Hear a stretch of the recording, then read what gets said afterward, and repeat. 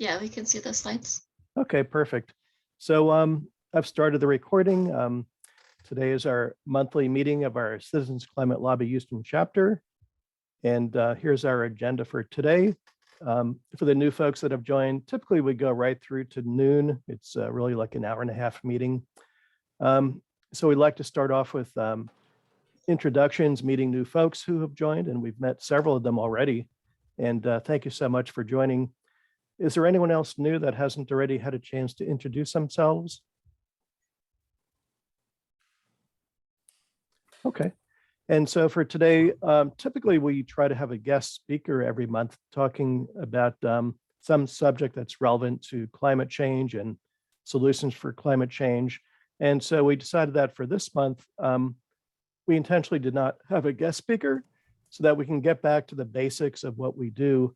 And particularly for new members and folks that have been away for a while, you may not be completely up to date and aware of exactly what is our carbon dividends policy. So we're going to talk about that kind of like a college class, right? Carbon dividends 101. We'll spend about 15 minutes kind of refreshing ourselves on what that is, what it's all about. Then following that, we'll go into the next topic, which is lobbying. How do we lobby our members of Congress and what is that all about and how do we do that? So again, we'll spend roughly about another 15 minutes on that. We can go through questions and answers. Then we'll go into our monthly calling campaign where we like everyone to take an active role and actually call your particular member of Congress. If you haven't done that, we have specific steps. We have a script to follow. And on the weekend or after hours, it's really easy because nobody is there in the office this time of the day. And we'll just get a voice message. We'll leave a voice message on their answering machine, and it's super easy to do. So no reason to feel uncomfortable about that, even if it's your first time. For the folks that have been around for a while, we do that every single month. It's something that we do to take action for climate advocacy. And then following that, we get into other miscellaneous topics, things that are going on. We like to go through our status reports from our 5 levers, and time permitting, we'll have breakout sessions. We don't always have time, but hopefully we will. And then a meeting wrap up. And so for myself in particular, I have a medical appointment I need to go to. I'll be dropping off the meeting at 11:30. And then John Seegren, one of our other leaders, will, kind of take over as facilitator. So first off on this slide, we have a sponsor in Houston, a retailer. They own the stores that are called Once Upon a Child, Plato's Closet, and Style Encore. And they were giving away these tote bags and encouraging people to join our meetings. Is anybody on the call that's gotten one of these tote bags? If you do, we appreciate it, but has anyone seen these or gotten one of these? Okay, maybe not. All right, so we're going to dive right into carbon dividends, and I'm going to start off the discussion, and the other folks, please jump in if I've missed anything or something that needs to be highlighted in particular. So first of all, the carbon dividends policy is known by several different names, and because it has different names, it can be somewhat confusing, but generally they all refer to the same policy in general. So it's known as carbon dividends, also known as carbon fee and dividend, sometimes just called the carbon tax or the carbon fee, or we like to also call it a price on pollution. And there's a particular bill that's in the House right now. It's House HR 2307, which is called the Energy Innovation and Carbon Dividend Act. And so we're going to dive into all of these topics to really refresh ourselves on what this is all about. So starting off at a higher level, what is a good climate solution? What makes a good climate solution? And from our perspective, there are several things that we've listed here as bullet points, right? It has to drive large scale change quickly. Everybody is aware for the most part, we're running out of time. The decade we're in right now is extremely critical to avoid the worst impacts of what we all know is happening. The climate policy has to look out for those who can least afford rising energy costs, because there will be a transition taking place. Costs will rise in the short term. We know about that. And there has to be a portion of the solution that will take that into account to ease that rising cost and that burden on people that really can't afford it. It has to be healthy for the planet and the economy. We don't want to damage our economy while we're going through the transition. The policy has to be durable. It has to stick around as we vote, every 2 years, like for the midterms and the full election cycle and the presidential administration changes. We don't want this to be a short-term solution. It really has to stick around until the issue is completely solved. And it needs to use incentives that support a choice of solutions. So here it is again, the HR 2307, Energy Innovation and Carbon Dividend Act. This is just a screenshot from that website, Powering America Forward to Clean Energy. And so what's included in this, in the carbon dividend solution? Well, there's three main components which are critical, and they're designed to work together, not really separately. So there's the carbon fee, which we've already talked about. This imposes a fee on the production of fossil fuels that generate carbon dioxide. There also should be a carbon dividend, which means that when that money is collected from the industry that creates carbon, that carbon dividend should be distributed to Americans to compensate for rising energy costs, because energy costs will go up in the short term during the transition. And lastly, there has to be what's called a border carbon adjustment, which protects our industrial base here in the United States. If we have a carbon fee and other countries do not have a carbon fee, that would harm our industry if we don't have a border carbon adjustment to take that into account. So this is a slide that I also like to share. Basically what this carbon dividends policy is that it's an economic solution to an economic problem. The reason that we have carbon dioxide going up into the atmosphere is that there's no penalty right now for companies that are releasing CO2 into the air. And in addition to that, it's relatively cheap to do that. The fossil fuel industry has received billions and billions of dollars in subsidies, and there's no reason for the industry to stop doing what they're doing until they get a signal, and we refer to that as a price signal, indicating to them that there will now be a cost for the release of the carbon dioxide, and they need to do something to mitigate that, to reduce the cost to them, and to continue to maintain their profits, basically. So the economists in the United States created what they called the Economist Statement on Carbon Dividends. This was released, it was actually published in the Wall Street Journal in January of 2019, a couple of years ago, signed off at this point by over 3,000 US economists, 4 former chairs of the Federal Reserve, 28 Nobel laureate economists, and 15 former chairs of the Council of Economic Advisors. This was an extremely powerful statement that they published in the Wall Street Journal. It has 5 main components in their statement, and I've underlined in red the key points in each of these, which closely aligns to our HR 2307, the Energy Innovation and Carbon Dividend Act. It's almost a one-for-one match. So item number 1, this is what the economist said. A carbon tax offers the most cost-effective lever to reduce carbon emissions at the scale and speed that's necessary. And that matches exactly what we need. In paragraph 2, a carbon tax should increase every year until emissions reductions goals are met, and it should be revenue neutral. When they say revenue neutral, that matches back to the carbon dividends part of the policy, where the money that's collected, it's not intended to increase the size of government or to be spent on other parts of the government, but to return back to all Americans, and again, to compensate for that energy transition where costs will be increasing, and they need to somehow pay for that higher energy cost. So that's what the revenue neutral refers to. Paragraph 3, a sufficiently robust and gradually rising carbon tax will replace the need for various carbon regulations. So again, on the conservative side of the political spectrum, many conservatives are not in favor of increased regulations. Regulations can increase costs, and they have other impacts, and they're not really desirable if they can be avoided. So the point here is that if there is a carbon tax, which is doing the job we need it to do, then potentially there's less of a need for carbon regulations, and some regulations could potentially be removed and replaced by the carbon tax. Paragraph 4, to prevent carbon leakage and to protect US competitiveness, a border carbon adjustment system should be established. And that's what we mentioned earlier. That's a third key component. We'll talk about that more and explain that on the next slides. And then paragraph 5, to maximize the fairness and political viability of a rising carbon tax. Again, it says here, all the revenue should be returned directly to US citizens through equal lump sum rebates. And that's another reference to the carbon dividend. I'm going to pause here and see if anyone has any questions about any of these or any feedback.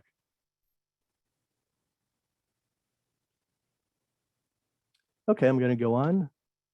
So here it is with some easy to see graphics and an easier explanation perhaps. But again, the carbon fee and dividend policy. The intention is to charge a fee on fossil fuels at the source, wherever that fossil fuel is being produced, at the wellhead or a mine, if it's coal, wherever it's starting, wherever it comes out of the ground, that's where the fee is intended to be assessed on that. And then, of course, to return 100% of that net revenue to households as a dividend. And then here, the carbon border adjustment. So basically, I'm going to jump on to the next slide. This is an easy to see example where on the left side in that red circle, we have China. And in this example, we're saying that China does not have a carbon fee. The blue circle on the right-hand side, we have the United States as an example. And in this example here, we're assuming that the United States has a carbon fee or carbon tax. And now we have industry in the US that wants to export some type of product that has a carbon, that has some carbon content in it. We want to export that to China. Again, we have a carbon tax here in the US, no carbon tax in China. And then to avoid disadvantaging our industrial base, then those US industries that are exporting, they've already paid a carbon fee, and now that carbon fee will be credited back to them. And that's how we avoid penalizing companies in the US once we have a carbon tax. And then the reverse is true. Let's say that China now wants to export some product with a carbon content to the US. And in this case, we're assuming China does not have a carbon fee, and they will pay an import duty to for the cost of that carbon that they're sending to that carbon product that they're sending to the US. And that's how it equalizes and it avoids any disadvantage to our US industry. So the carbon border adjustment actually has now bipartisan support, and that support is actually growing from the Republican side. It already has support from the Democratic side. This was a recent news article from the E&E News highlighting Republican Senator Kevin Cramer.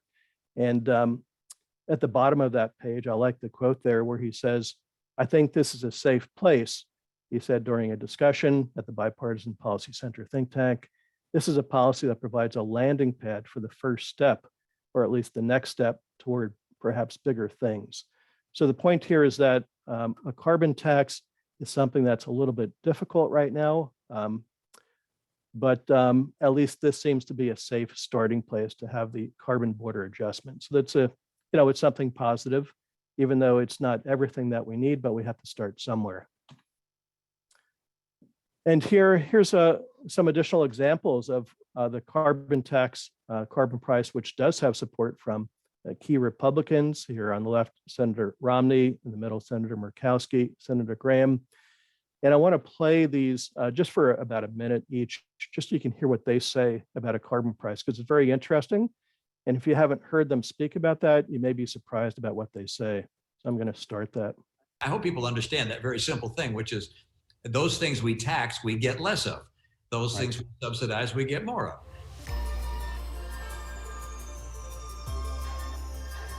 One of the things we've been talking a lot about over the past 2 days is tax policy and also climate policy, which invariably gets you to the possibility of a carbon tax. I know it's something that you have looked at in the past. Would you be an advocate for it today?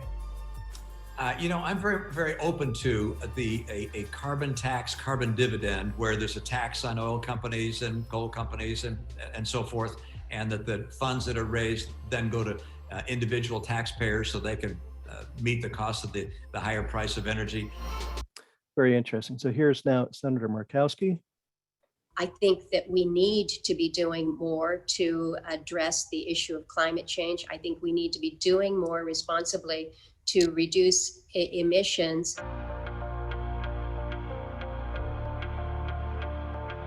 So many of my colleagues within the Republican conference are absolutely ready to support what they would consider to be common sense climate policies. If we're going to really address the reality of climate change, it has to be enduring policy, and I don't think that you get there through use of partisan tools. We need to make sure that this is going to be policy that's going to stay in place from both Republicans and Democrats. We want to make a difference. It's got to be long term.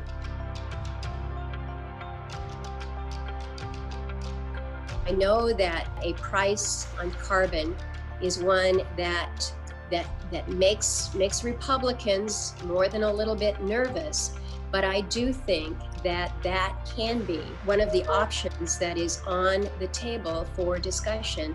I'd like to see less of the regulatory and more of those market forces that come with that predictability. And if that I hope people understand that very simple thing, which means a price, I'm Okay, and Lindsey Graham, very quickly here. Are you going to try and work with Biden on climate? Carbon tax, you previously advocated for that. Okay, so this is, when you put a price on carbon, everything else works. So there you have it, the three senators. I think that we need to be doing Are you more. going to Go on to the next page. I have a question. Go ahead. So, if you go back several years when Jeff Flake was in Congress, Republican from Arizona, he was willing to sign on to basically the Energy Innovation Act. And we had a bipartisan introduction in the Senate. And I just, Lindsey Graham has gone out on a limb on controversial legislation before. In this current legislative session, he had a bipartisan Dreamer Act that he was willing to co-sponsor. Does anybody know why won't one of these three sign on as a co-sponsor to a Senate version of this legislation, like we've seen happen before? John, that's a really good question. I have a partial response. I don't know if I can answer all of it, but so far right now in the Senate, in this term at least, this has been part of the Senate's reconciliation budget process, which also includes Build Back Better.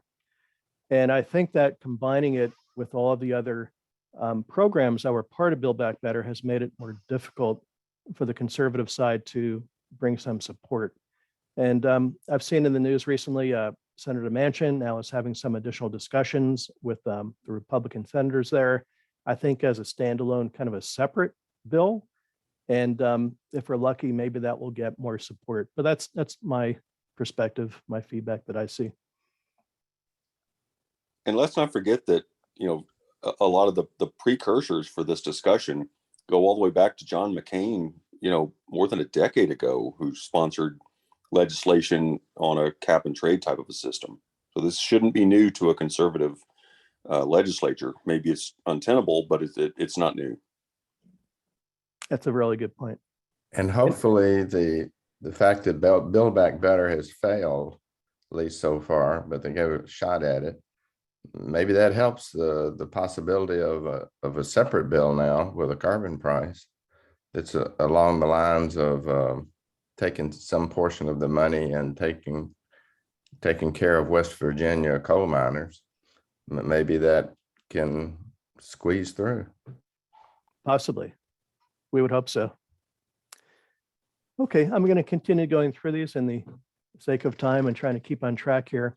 But here's another slide that I created recently for use in one of our next lobbying sessions in my district, 02 with Rep. Crenshaw. And I know Hans is on, so Hans has seen this before.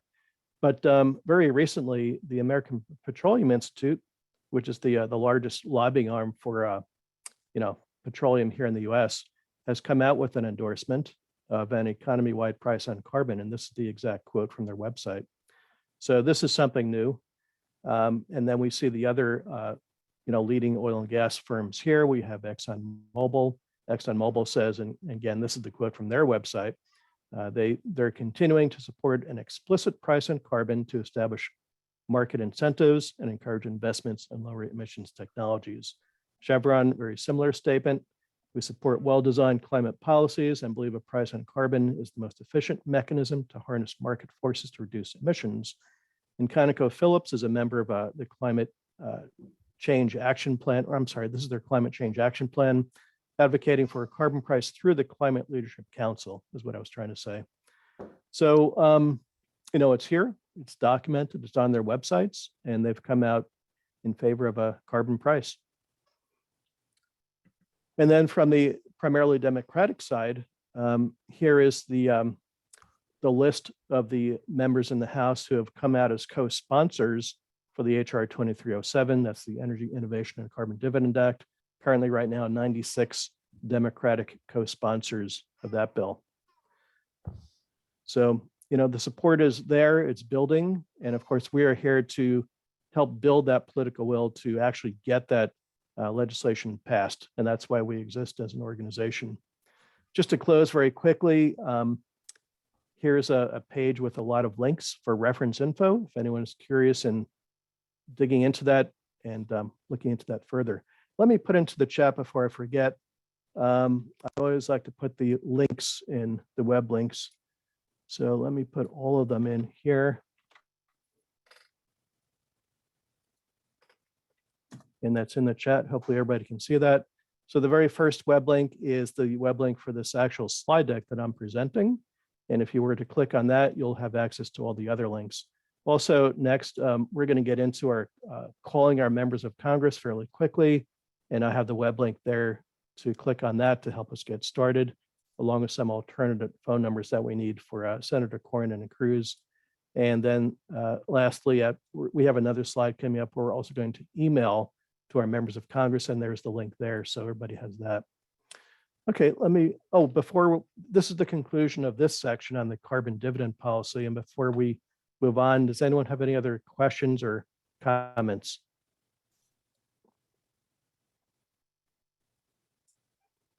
Okay, hopefully it was. Go ahead. Just put into the chat the link to this slide deck, or was Yes, I did. Can everybody see it? I don't. Can anybody else see it? I've got. I'm sorry. I've got. I see the let's email our members of Congress is the last one. That's correct. And the very first. Yeah, scroll up on that one. It's there. Just scroll up. Yeah. All right, I see it now. Thank you. Okay. Everybody is good? Yeah. All right. So if there's no other questions, I'm going to move on now. And now John Seagren is going to talk about lobbying. John and Judith. So yeah, John and Judith and I are the current lobby leaders for the Houston area. I'm transitioning out. Judith is transitioning in. And so we're just going to go into some basics of how lobbying works in CCL. So go ahead and go to the next slide. So generally, CCL lobbies Congress twice a year. Last year we did 4 lobby days because of all the possible action around the Build Back Better agenda, but generally we do 2 years. And we've got one coming up here in June. So hopefully for all of y'all, we can get you in a lobby meeting, hopefully for your member of Congress, but if not, we always need volunteers for other districts as well. I know we have some people going to DC, and that's wonderful. And so their lobby meetings will look like this on this screen. But if you're not going to DC, I'm guessing that we're going to have other virtual meetings for other districts as well. Next slide. Okay, so in terms of CCL's approach to lobbying, the goal is to slowly build support for carbon dividend legislation, to slowly over time move our members of Congress up this ladder of support to where they're ready to co-sponsor the legislation. That can be frustrating, the idea of doing this slowly, because we all know the urgency of addressing climate change. But if you come into a lobby meeting, like you just chugged a Red Bull and you're just like, go, go, go, you come off like the guy at the bottom there. You kind of come off like a crazy person, and it's less likely that you're going to have a good, strong, long-term relationship with your member of Congress. CCL always believes in being respectful to our congressional offices. And in that, we believe that by doing that, we keep getting invited back, and they're willing to meet with us because they know that it will be a civil discussion. And another big part of that is listening and learning. CCL always believes that in a lobby meeting, we should shoot for us speaking 50% of the time and the congressional staffer or member of Congress speaking for 50% of the time, because we need to hear them. We need to hear what they're saying as opposed to just trying to convince them all the time. We need to learn where they're at. We need to find common ground. We need to understand the concerns of the district so that we can then respond to those in the next lobby meeting that we have. So finding that common ground is important for a long-term relationship with congressional offices. Next slide. So for our lobby meetings, we try to prepare a lot ahead of time. It's best to have 4 or 5 members. More or less is possible, and sometimes we add members who are not constituents to our lobby meetings to have more input. We also create there. CCL has roles for members who attend a meeting. There's always a leader. There's always someone who tells the member of Congress why they appreciate what they're doing and what they have done in the past. We have somebody who gives the asks for that have been decided on for the meeting. It can be to endorse the Energy Innovation and Carbon Dividend Act, but there's always some other asks, other legislation that we ask them to support. We need a note taker in the meeting because we submit the notes to CCL after the meeting is done. We need a gatekeeper or a time monitor so that we don't, that we stay in the time that the member of Congress has given us. And we like to take a photograph of the meeting. So we always have someone who is responsible for making sure the photograph happens. And then a follow-up. Often the meeting leader is the person that follow-ups with the congressperson, but it can be a different person. So the next slide.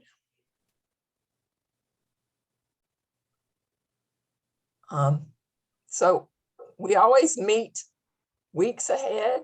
As soon as we have a meeting date, we begin meeting together to plan the meeting so that we're very prepared. There's data that says that many times the impacts of the legislation on the member of Congress's constituents aren't addressed. And there's often not personal stories, which make a presentation a lot more powerful. So we always want to make sure that we have that. Again, there's primary and secondary asks that I talked about before. Usually those, almost always, those come from CCL, and there are a list of asks currently. And then there is a whole lot of information that CCL provides. Laser talks are like elevator answers to frequently asked questions about the legislation, such as climate science, the impacts of, so the labor talk sort of subtopics are climate science, impacts of the legislation, policy, technology, politics. So people might ask what the IPCC is and what their recommendations are. There's climate talks on hurricanes, job impacts. What's happening in Canada is one that I used recently. So there's a carbon dividend calculator where you can put in your information about yourself, and it would tell you what your carbon dividend would be. Luntz polling data gives Republican and Democrat support for legislation and sort of shows that it is a bipartisan, in terms of how people feel about climate change, and support for climate legislation is pretty bipartisan. And then the climate impact maps show our maps that show what places in the United States and worldwide have will be impacted the most by climate change. We can look at any of those. Is there anyone particularly wants to see? Well, I'll just encourage people to use those links and go and look at them. There's a lot of training on the CCL website in the CCL community, and one of those trainings is Lobbying 101, but there's additional lobbying training available. Is there any questions? John, do you have anything else to add? Those climate impact slides, I encourage Hans and John and Judith, the liaisons, to look at those because they are new. And there are some, specific to our part of the country. So you can decide if you want to use that or not. And the carbon dividend calculator is really cool too, because you can see how much your monthly dividend would be. Yeah. This link in the presentation? Yeah, it's on this slide here. Joe, do you want to click on the new climate impact slides? Sure. And let me just mention that because I did provide earlier the link to the slide deck, if everybody clicks on that link to the entire slide deck, you will have access to these links as well. I'm going to click on this one now. I've got a question while you're doing that. In preparation for these meetings, and this would be a timely thing, do we spend any time kind of looking at the latest, I guess, misinformation themes or things like that are coming up that kind of make the rounds in the media or social media and stuff, with the idea that those could be thrown at us and we would need to have a timely response to them? Or is that kind of done ad hoc? So maybe I'll try to respond to that. That's a really good question. So in our lobby meetings that we have with either our representative or the staffer, it's not generally how the meetings occur. And they don't try to bring up that type of disinformation in the meeting. And so we also don't, we're not going to bring that up either. It's generally not something that ever gets discussed. But from one thing I will, go ahead, Joe.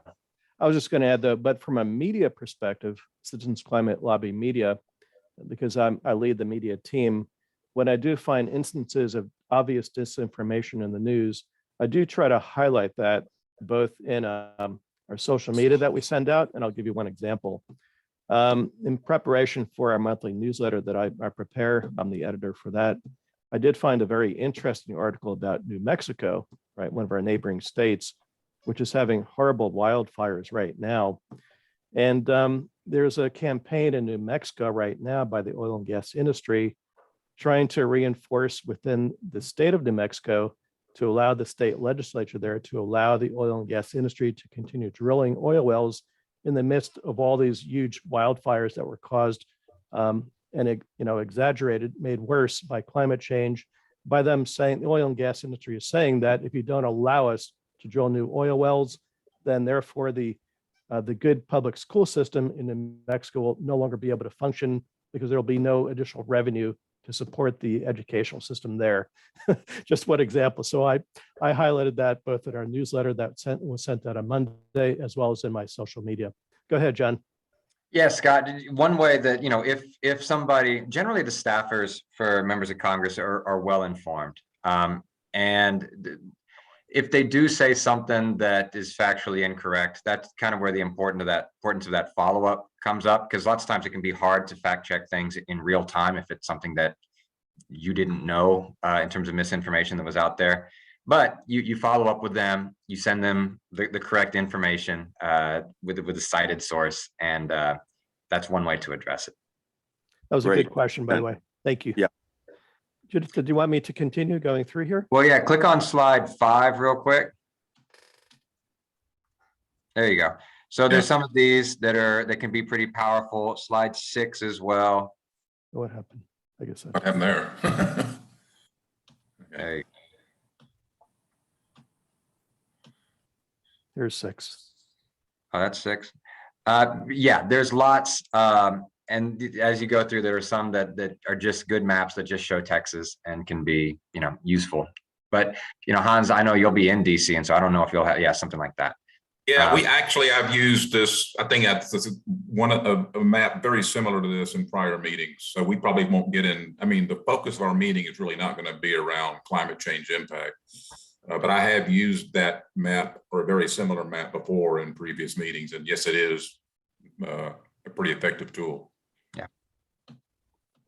This must be the last one. Oh, no, still somewhere. Drought.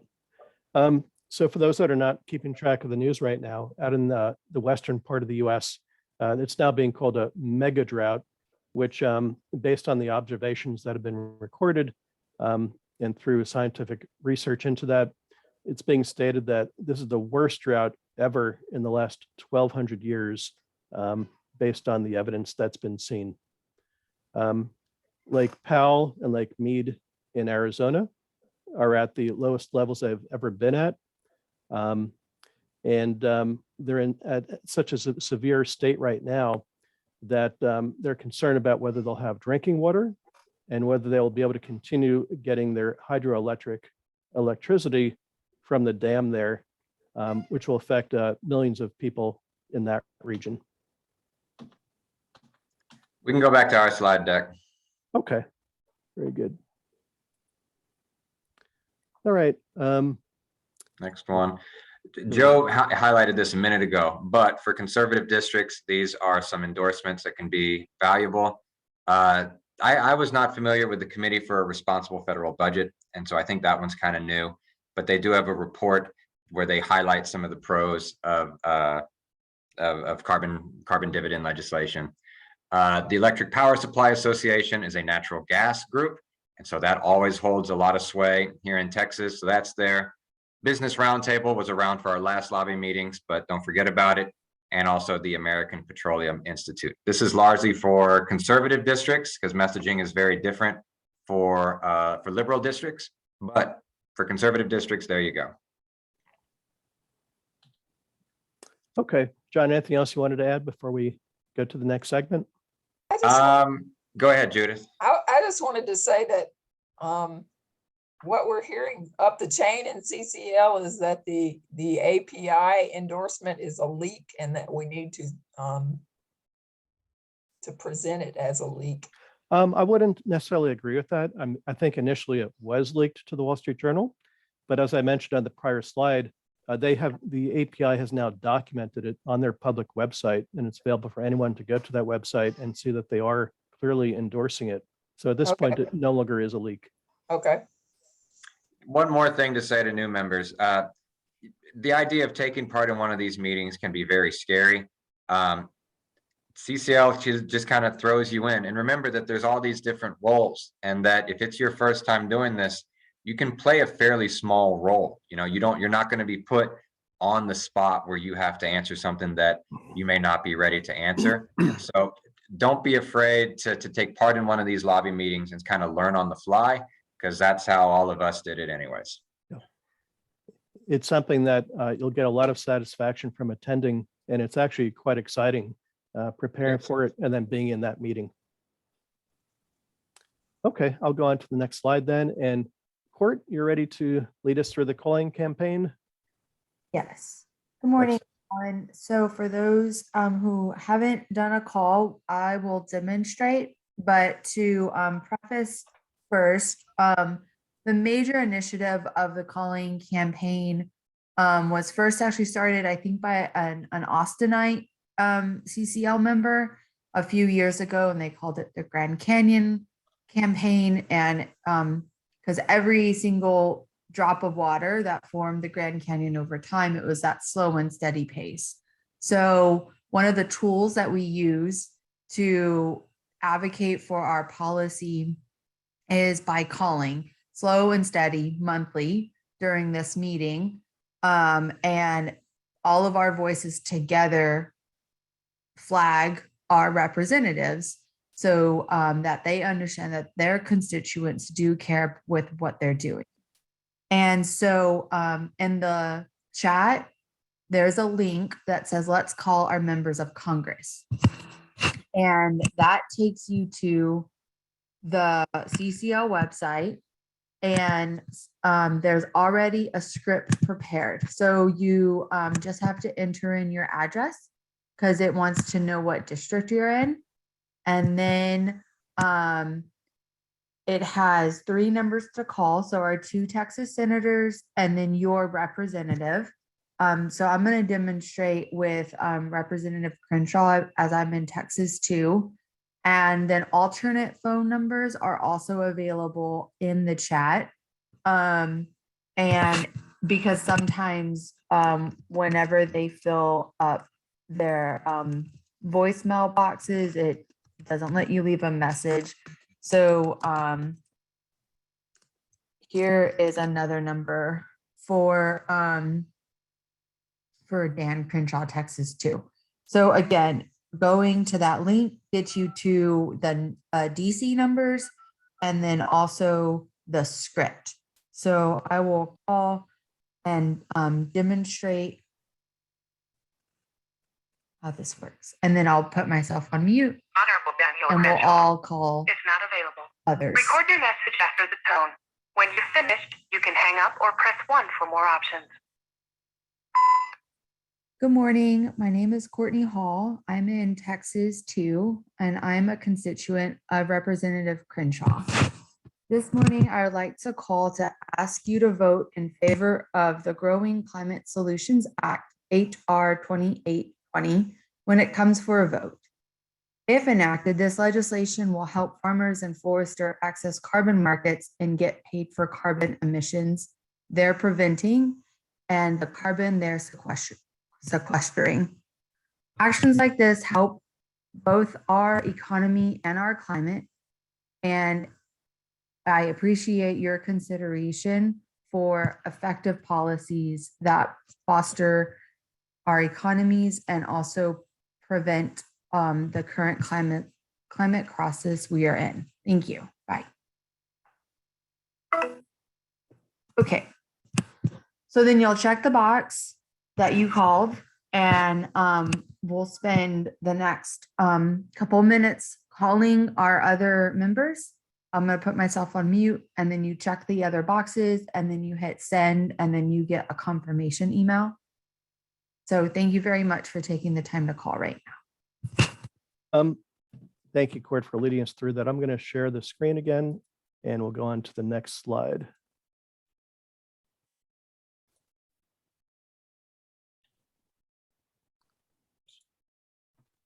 There we go. Okay, so we've completed our calling. There's one more task we would really like everyone to do as well. And this is now to take the action to send an email. And I think I put this in the chat also, but I'm going to put it in the chat one more time. There it is. Hopefully everybody can see that. And this is very similar to what we did with the calling. It'll guide you through a couple of steps just to click here and there and to send out a couple of emails. So we'll take a couple of minutes to do this now as well.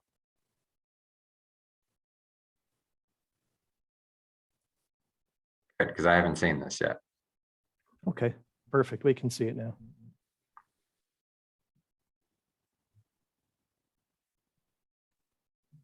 Okay, so yeah, Danny Richter is, I guess he's CCL's vice president now. I thought he had a different title.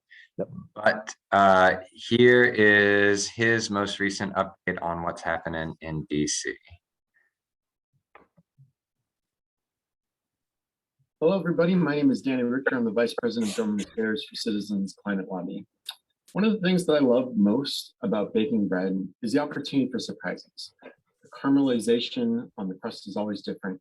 The crust splits in unexpected places, and sometimes you get a gas bubble on the inside that makes buttering your bread a little bit difficult, but nonetheless, it's delightful. The past weeks have provided 4 separate surprises that I want to talk about today. Namely, 2 endorsements for federal carbon pricing legislation from the Business Roundtable and the Electric Power Supply Association, 1 plan by the American Petroleum Institute, or API, to release a carbon tax proposal that was leaked in the Wall Street Journal, and 1 report focusing on a carbon price from the Committee for Responsible Federal Budget. In short, these are all from unexpected voices. Now, why are these organizations unexpected messengers? And what do I mean by an unexpected messenger? Well, an unexpected messenger is an organization or person that generally has not played in the climate space and that would not be expected by members of Congress to be advocating for anything climate related.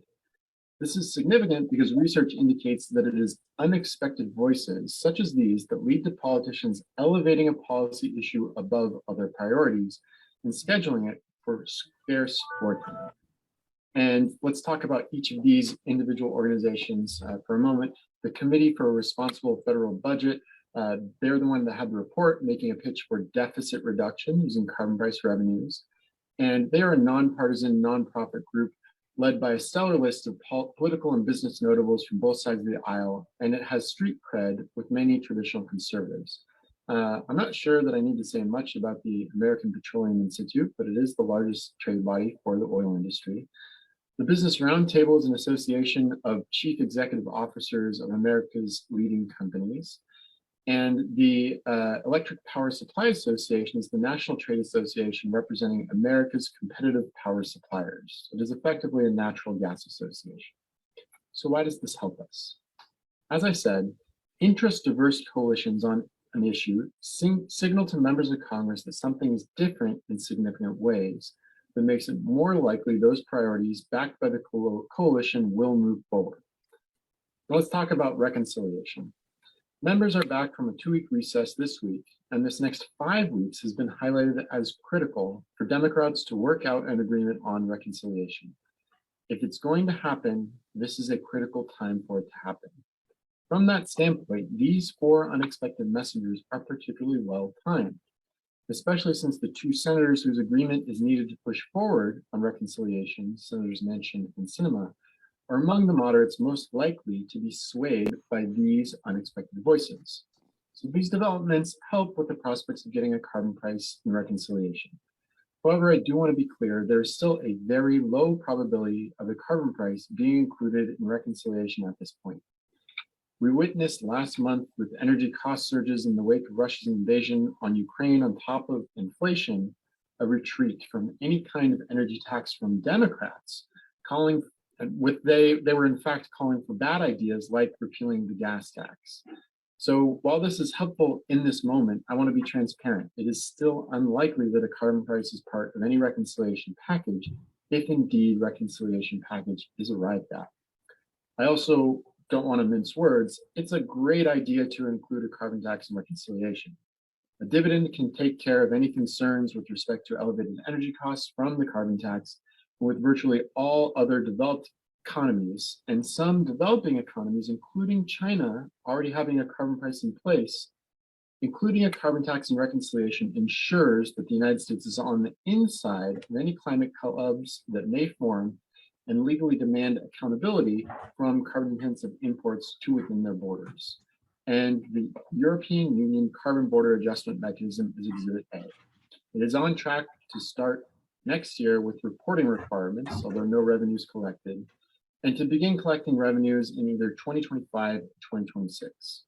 Once the European Union does this, it will be much easier for other countries or groups of countries to copy what they do and we could very quickly find ourselves on the outside looking in. So even aside from the climate benefits of putting a price on carbon, these geopolitical considerations and GDP considerations, I think, are a really strong argument for including a carbon price in the current reconciliation opportunity. So to conclude, I don't know why this is happening now, but I'm glad it is. While I'm not sure of the timing or the legislative vehicle, the bottom line is that these 4 unexpected voices will make it easier for a carbon price to pass in the United States. Between international pressure and now support from these organizations, there's more incentive than ever on Congress to price carbon pollution. That's a good thing. Thanks for tuning in.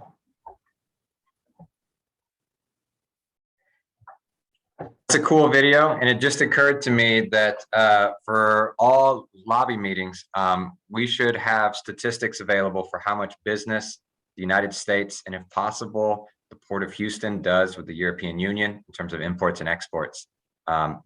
In case that comes up, like how much would we be impacted by the border carbon adjustment that the European Union is planning on implementing?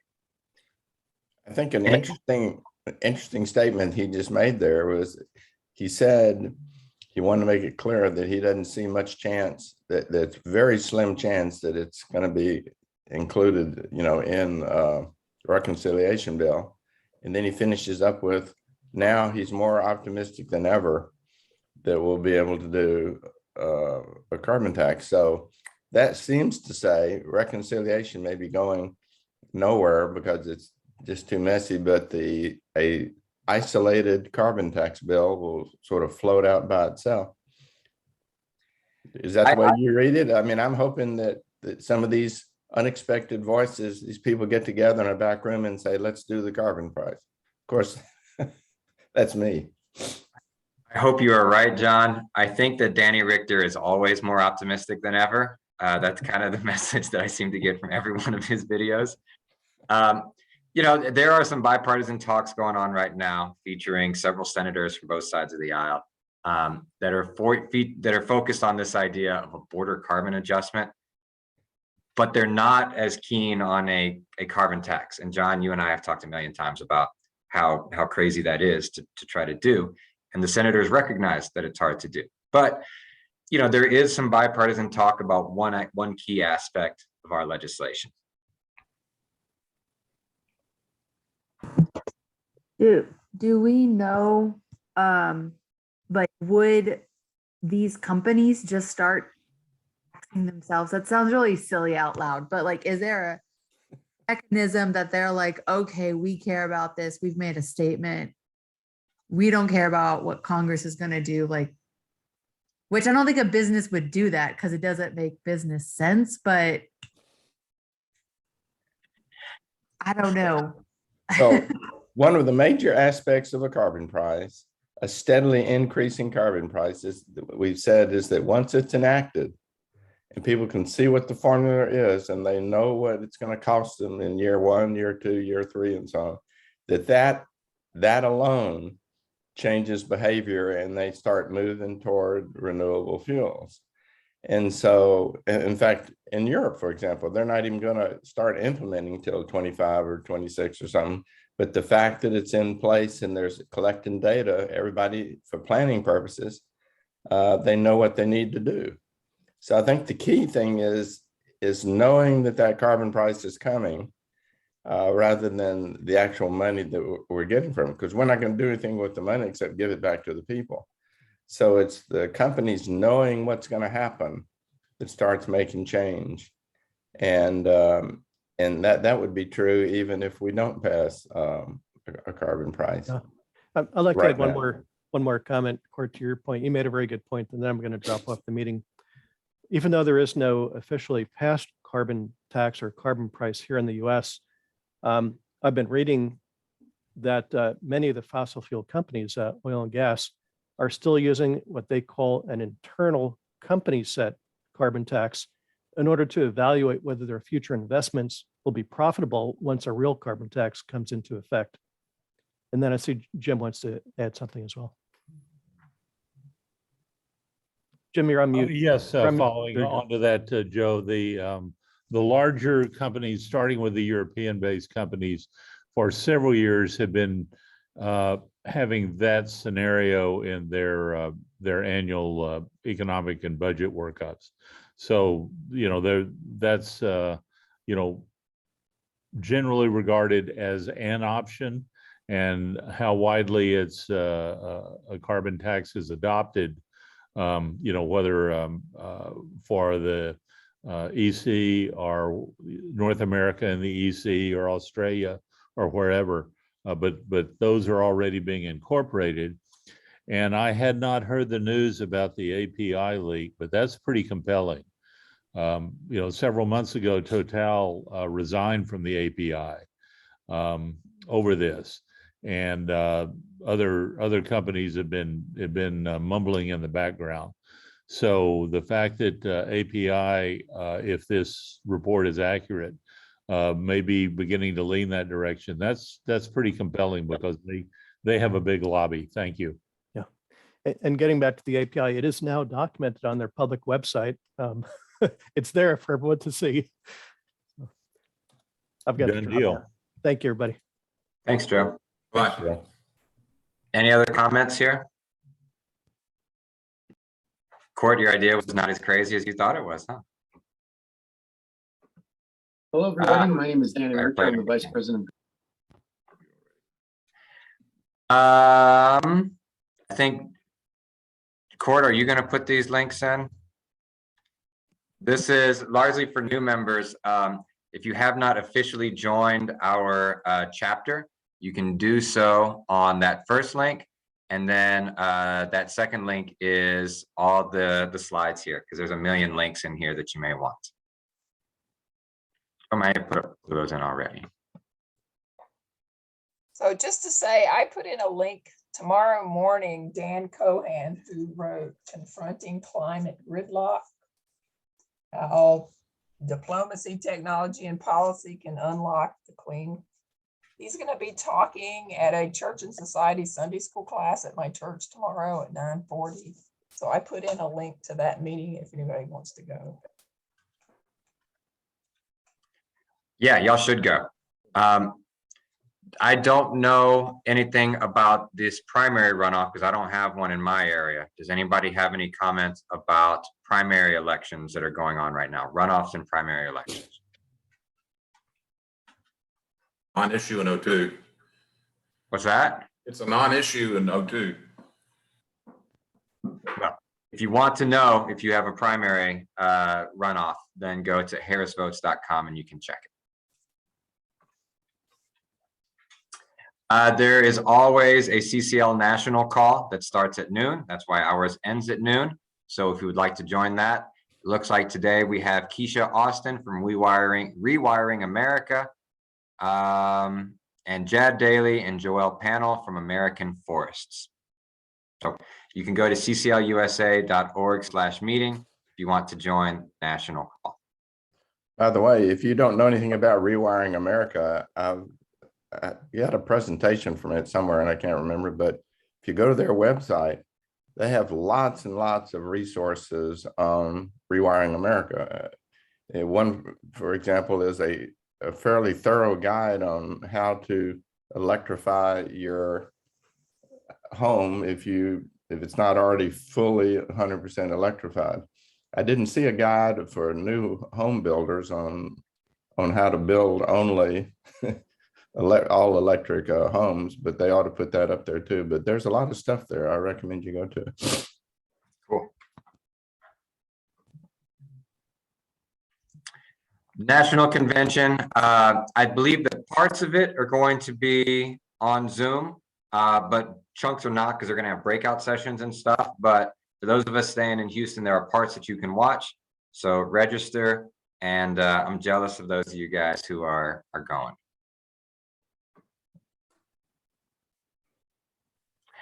Oh, yes. I don't remember the details of this. Anybody else who Dory told us about this, remember the details? Yes. So this is the Sunday of Father's Day. Well, it is Father's Day, and it's she termed it an experience for kids of all ages.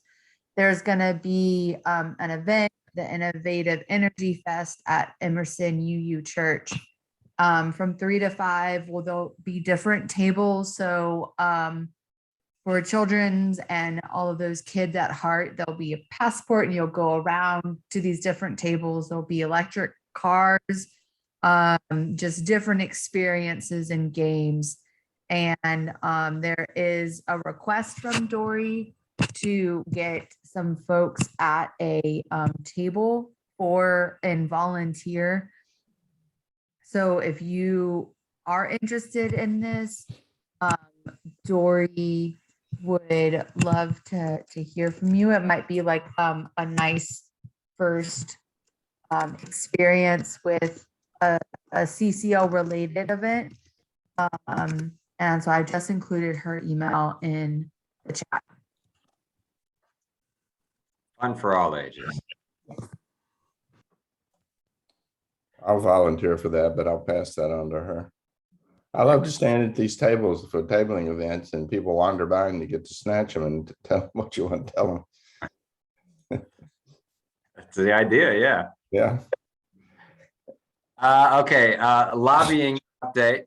I don't think I updated this, but I always like to say that, we are currently at 96 co-sponsors for the Energy Innovation Act. And when I started a few years ago, we were in the 40s. And so even though, we face disappointments when things like Build Back Better fail, there's been tremendous growth and support for carbon dividend legislation. Everybody's worried about inflation right now. And so keep that in mind for lobbying meetings. For carbon dividend legislation, because it's revenue neutral, that could be a talking point for you. But just be aware that everybody is scared about the pressure that inflation is putting on constituents in their districts. You got to know that going into those meetings. We are on the lookout for members from Texas 09, that's Al Green's district. And I'm blanking on the number right now, but the area down here in the south, the Pearland area, that's represented by Troy Nels. Both of our liaisons for those two districts are having to step aside. So if you are members of those two districts or you know somebody in those areas who you think might be interested, please let Judith or I know so that we can see if they would be interested in taking over as liaison there. John, I want to just jump in one and reemphasize what you're talking about, inflation. I think when we start talking about more drilling potentially, I think we need to be a little careful how we step around that, because if we come across like discouraging new drilling at this time when oil prices are historically high and people are really hurting, I think that has a potential to come across as kind of out of touch. So I just think we need to be careful about how we have that conversation and don't come across too anti-oil. I completely agree. Yeah, I think that's an important point. I viewed the line. Go ahead. Oh, I was just going to say, in fact, just saying new drilling out of context with everything else doesn't really tell you what if it's new drilling to replace old drilling that's closing down or something, then that it can be argued that's simply maintaining the status quo while we're building up renewables. And so, well, let's say increased production, however you want to couch it. Yeah, well, increased production, that's something else. Yeah, and a line that conservative offices have told me they like before is that we're not anti-fossil fuel, we're anti-greenhouse gas emissions, and that anything that you offset, if you want to do, I know carbon capture is what it is, but investment in that that is rewarded by carbon dividend legislation. So that we're not anti-fossil fuel, we're just anti-greenhouse gas emissions. That line might work. And there's always conservation. Yes, there is.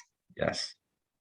We ran that experiment 2 years ago in 4 weeks and had an obvious impact.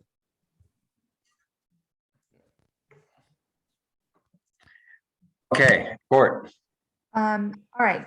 So another lever that we flex to get support for carbon pricing and the Energy Innovation Carbon Dividend Act is by going grass tops, which is businesses, influential members.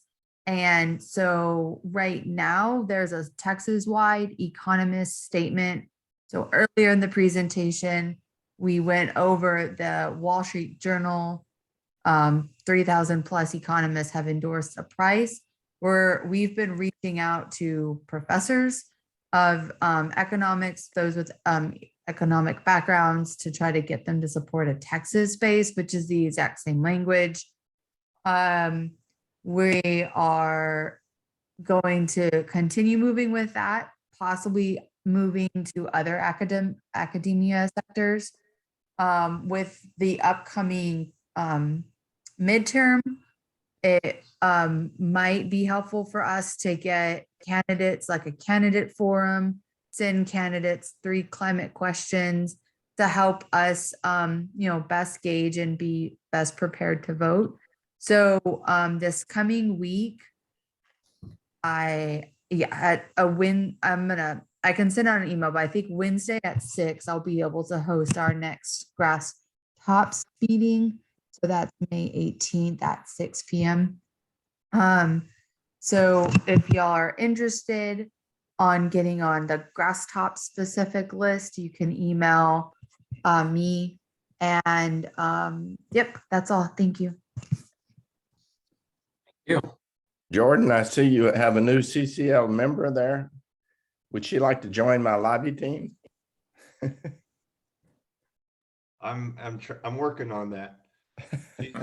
She's just finishing up her kindergarten career, so she should be ready soon. Should be ahead of some of the people that on the other side. Right.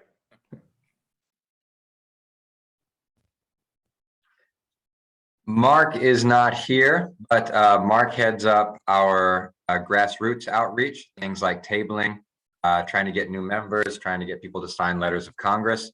And if anybody has a church, a farmer's market, a school group, anybody, we really enjoy presenting to those groups. And you can let any of us know, and we'll get it to Mark to try to get something scheduled.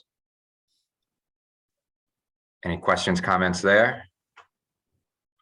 I'll just have one comment.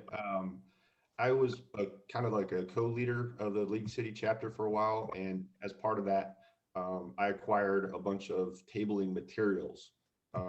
So if I can help with tabling and or even provide those materials if I'm not able to make it, just know that I have like the CCL tablecloth, and then some plastic holders for the various literature that we have about the bill, and then I have a bunch of brochures, but I think they're all with the old House resolution. I forget the number, so it might require some updating, but I like tabling, and I'm happy to help where I can. Jordan, that is so funny because we have in the last couple of months been trying to locate our old tablecloth, and so like we need that. That is excellent news. Thank you. Yeah, can you send one of us an email so that we can figure out how to get that stuff from you? Thank you.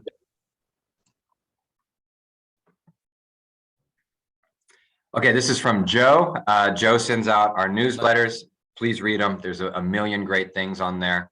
Looks like we had a letter to the editor that Dory submitted on April 9th, another one on April 10th, and another one on April 13th. If writing to the Chronicle sounds like something you'd be interested in, Joe is always looking for people to join his media team. Also, if you are a social media person, follow us on social media, CCL Houston, but Joe is always looking for people to help boost our social media presence. So if we have anybody who are passionate about social media, well, then we want you. Questions, comments there? Oh, it looks like we were in the Eagle, the College Station newspaper, about our presentation there on Earth. That's cool. These are the letters to the editor. my little boxes in the, oh, so Joe got his published. That's right. It was really good. That's about concrete plants in communities of color. I'm just going to read it real quick since it got published. I had a chance to reflect on the topic of Houston's concrete plants and 90-degree April temperatures as I participated in the Earth Day event at Discovery Green this week.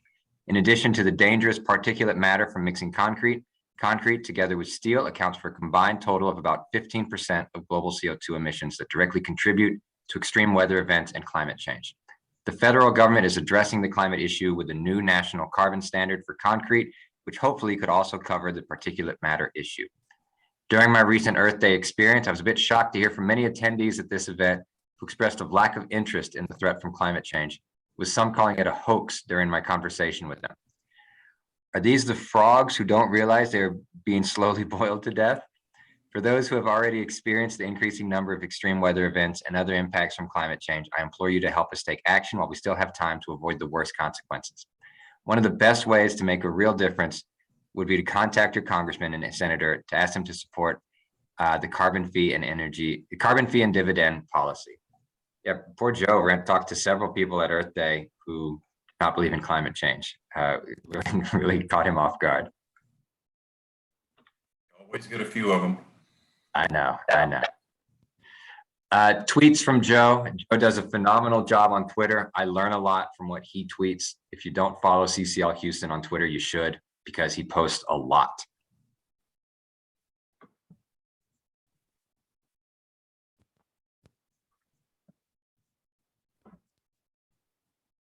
Like I said, he posts a lot, and it's all great. It's always wonderful articles.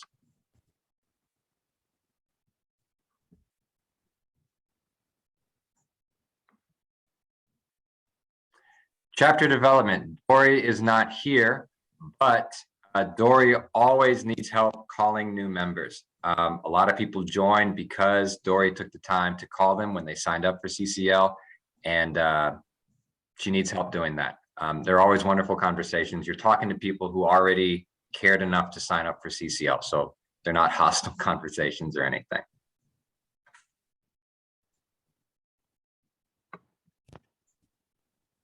So I'll do this one.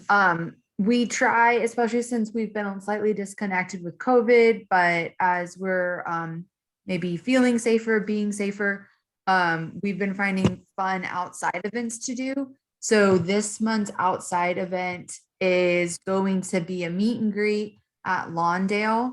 There is a native plants exhibit, which is by Cindy Clement.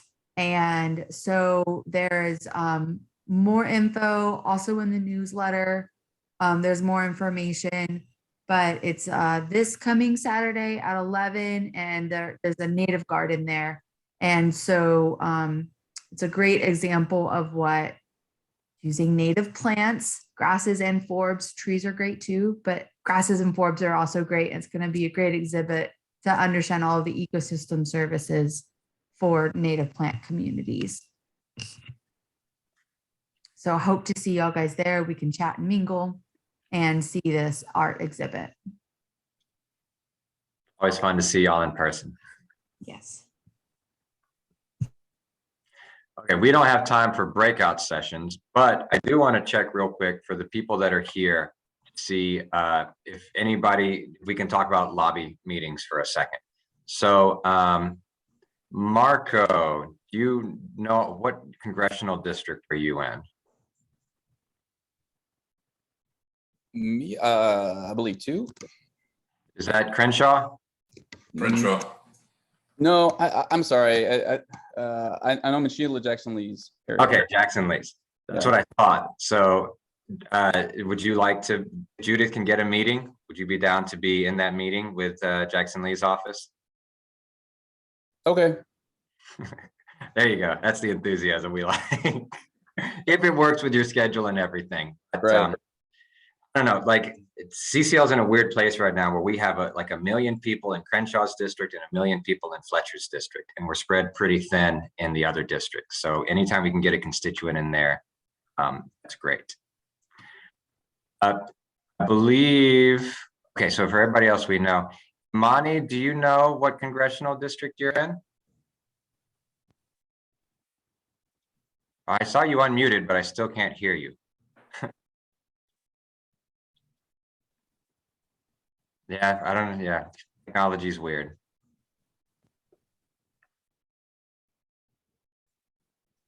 I like the sign language. That's good.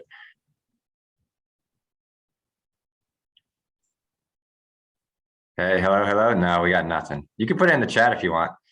And the website, I'll put a link to the website in there too, to check if you don't know. It's who represents me.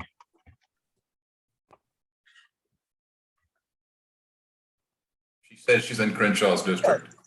Of course, you're in Crenshaw's district. Everybody's in Crenshaw's district.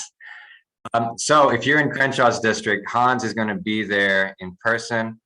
Marco, you're in 18. Is that Al Green?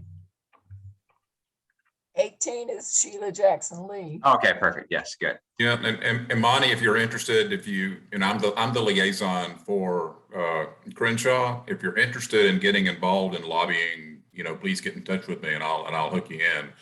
Now, this coming meeting is in Washington, D.C. It's going to be face to face, so obviously that would be a hill to climb. But a lot of our meetings are Zoom meetings, so you'd be more than welcome if you want to get active. Everybody besides Marco and Judith and I are either Fletcher or Crenshaw. Is that correct?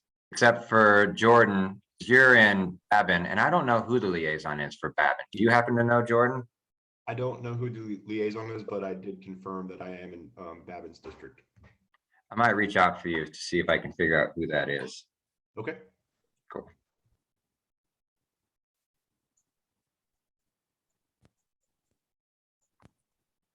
Just making a note. All right, does anybody have any other business for us to attend to before we break here?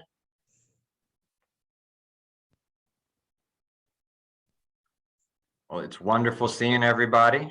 Y'all be good, be safe, all of that. Ciao.